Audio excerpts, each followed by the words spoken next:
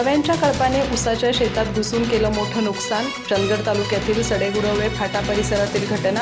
One विभागाने पंचनामा करून नुकसान भरपाई देण्याची मागणी.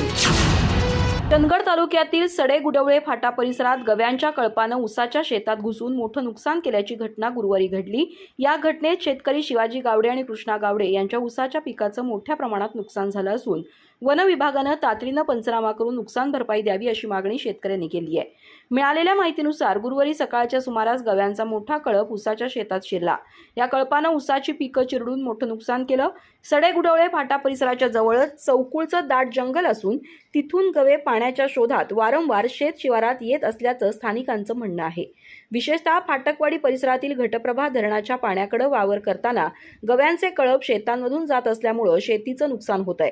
चंदगड तालुका हा दाट जंगल, भरपूर चारा आणि पाण्याची उपलब्धता यामुळे वन्य प्राण्यांसाठी सुरक्षित अधिवास मानला जातो. त्यामुळे गव्यांची संख्या गेल्या काही वर्षात मोठ्या प्रमाणात वाढली आहे.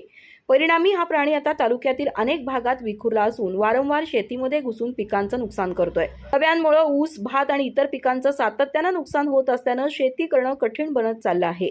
वारंवार होणाऱ्या या नुकसानीमुळे अनेक शेतकरी अडचणीत सापडले असून गवा आणि शेतकरी यांच्यातील वाढता संघर्ष कधी थांबणार असा सवाल परिसरातील शेतकऱ्यांमधून उपस्थित केला जातोय. दरम्यान वन विभागानं या घटनेची तातडीनं दखल घेऊन पंचनामा करावा आणि नुकसानग्रस्त शेतकऱ्यांना योग्य नुकसान भरपाई द्यावी, तसंच गव्यांच्या हालचालींवर नियंत्रण ठेवण्यासाठी ठोस उपाययोजना कराव्यात अशी मागणी परिसरातील शेतकरी आणि नागरिकांमधून होतीये. अधिक माहिती आणि ताज्या घडामोडींसाठी आजच आमचे चॅनल सबस्क्राइब करा.